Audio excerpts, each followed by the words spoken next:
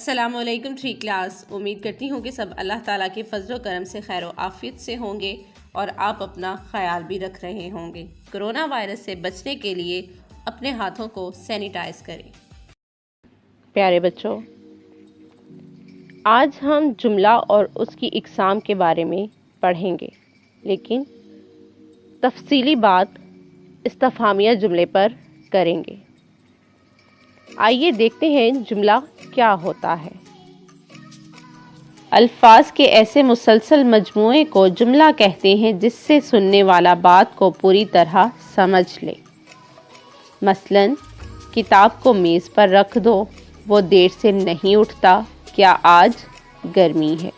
Three class, ان مثالوں کو پڑھ کر ہمیں بات سمجھ آ جاتی ہے کہ کیا کہا گیا ہے۔ ساخت کے لحاظ سے جملے 3 قسم کے ہوتے ہیں۔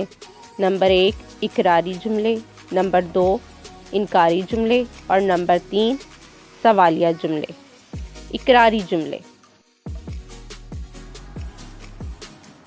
یعنی اقراری جملے وہ جملے ہوتے ہیں جس میں کسی بات کا اقرار کیا جائے۔ مثلاً، میں نے آج فجر کی نماز پڑھی، میں نے کھانا کھایا وغیرہ۔ یہ سادہ اور مثبت جملے ہیں جس میں اقرار کیا جا رہا ہے کہ میں نے آج فجر کی نماز بھی پڑھی اور کھانا بھی کھایا۔ آئیے تھری کلاس اب مزید مثالوں کی مدد سے دیکھتے ہیں کہ آپ نے اقراری جملوں پر کتنا عبور حاصل کیا ہے۔ پہلی مثال دیکھیں کلاس، حسن صبح سویرے اٹھتا ہے۔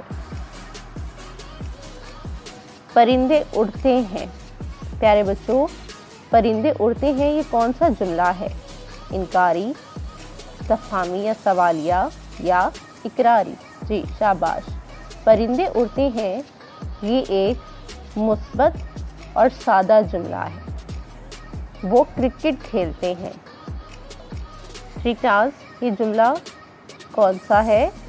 جی ہاں، بالکل، یہ سادہ جملہ ہے کہ وہ کرکٹ کھیلتے ہیں۔ یہ سب اقراری جملے ہیں۔ نیکسٹ دیکھیں کلاس، دیے ہوئے جملوں کو اقراری یا مثبت جملوں میں تبدیل کر کے دوبارہ لکھیں۔ نمبر 1 وہ بیمار نہیں تھا، نمبر 2 کیا وہ کھانا پکاتی ہے، نمبر 3 میں نے خط نہیں لکھا۔ تھری کلاس، ویڈیو لیکچر میں کروایا گیا کام اور یہ سرگرمی اپنی نوٹ بک میں تحریر کریں۔ اللہ حافظ۔